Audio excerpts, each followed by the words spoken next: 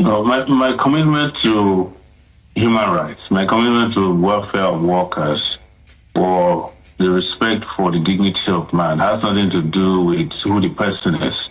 Even for my worst enemies, I will fight. I knew the police is a new responsible organization. I know it has a lot of bad eggs from the top to the bottom.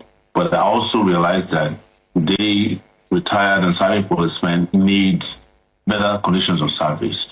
That those who are retired need gratuity and pensions that shows that they serve the country. So I wasn't expecting any response or favor from the police. You're talking about this latest one. My hand was broken by police the week after I protested on their behalf. They came to FID cell in the morning.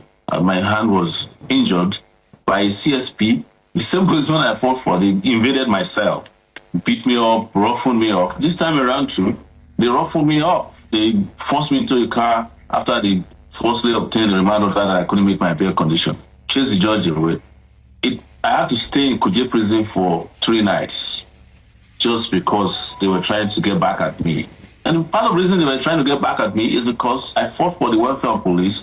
Over 29,000 policemen were promoted because we had that protest called the police protest. But I don't do anything or any of these things, in expectation that somebody will be kind to me. Given what you have experienced, in the hands of the police, will you still organize a protest? In favor of policemen in the country again? I would do protests for police, prison warders. I'll do protests for anybody. You probably, if you go on my Facebook page today, we're planning a protest for contract staffers, people who are made staff for contracts for 20 years. So protest is something that has to do with our fundamental rights. It's how we reset our society, is the way we use our conscience to fight power. But what do you have to say? What do you have to say to people who feel that protests don't have effect as it used to be anymore? We've seen multiple protests in recent times happen, yet those challenges still persist. Do you think that the approach should be changed?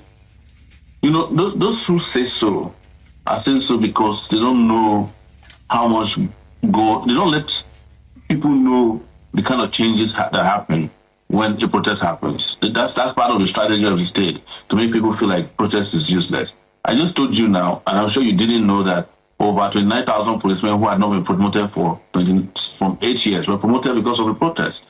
Even the guy whose video I uploaded to my Facebook page, who said was paid 2 million naira as gratuity, eventually got 6 million. Now, there's a major debate to create a police pension board, which should give them better conditions of service. There are conversations that are happening because of protests that otherwise would not have happened. So I know this because I've been involved in a lot of protests. It was protests that brought us democracy. And let me tell you, all these people that tell you protest doesn't work, you go and cheat them today, they will protest. There's likely no former Nigerian president that has never protested before. Obasanjo protested. Buhari protested.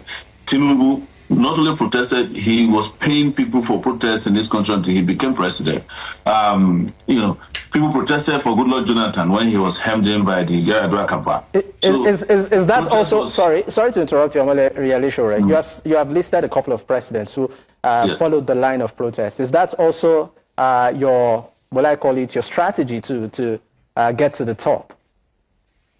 No. If protests were to get somebody to the top, I think I would have become president some 20 years ago. Because you've been a presidential candidate. A couple of times. So one might want to say maybe that is your strategy to get there.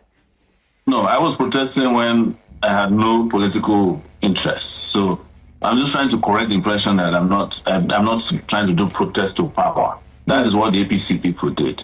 My own partisan involvement in politics is to fundamentally change Nigeria.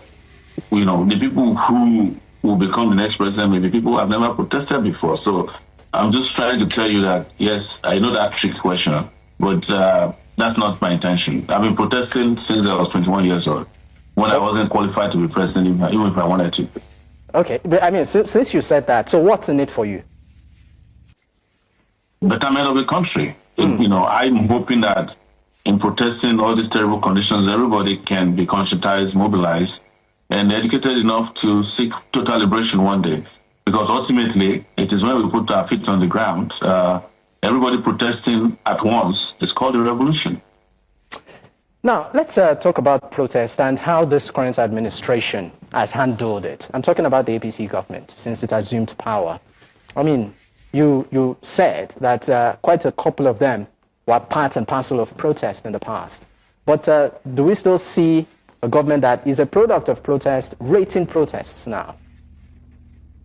You know, this APC regime, the All Progressives Congress, has treated protests the worst in almost in the history of democratic rule. You remember Lekki Tollgate, where they opened fire on protesters, even during military rule in this country. I don't remember, except in Ikorodu when Abacha was passing away protesting against G12, and he said his convoy was intercepted or interrupted, and he opened fire on people. We were almost killed on that day too, killed several people. Since then, the APC regime under Buhari was the first to kill that number of persons for protest. They killed Lekki Tollgate people. They massacred Shiites for protesting. What led to the massacre of Shiites was a protest in which an army officer claimed that, one of the protesters touched his chest in uniform. They went and mobilized at night and killed them and buried them in shallow graves. Tinubu is doing it. One of the reasons why I started my campaign against Ebetokun was how he handled the August 2024 NBAC governance protest. How he picked up kids, shot at people indiscriminately across the north in particular.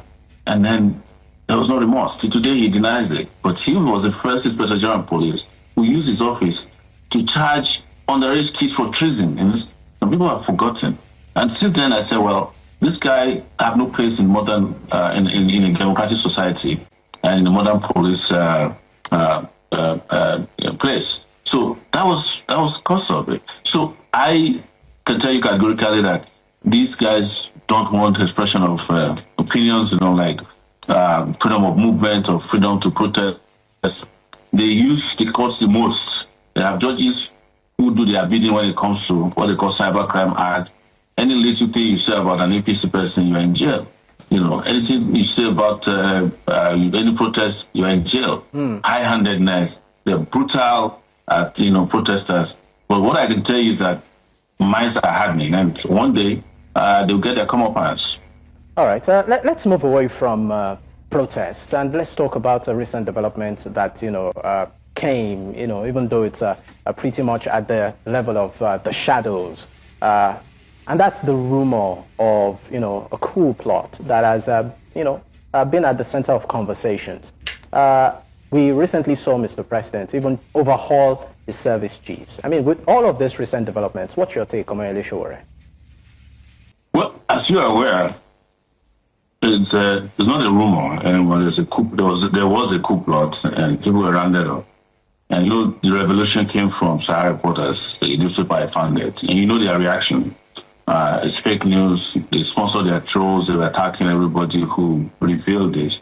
Well, we knew a long time ago that this was a situation. I think they started planning the coup since 2024, and I think it was followed in 2025. They started, and, from the intel that you have, they started the planning from 2024.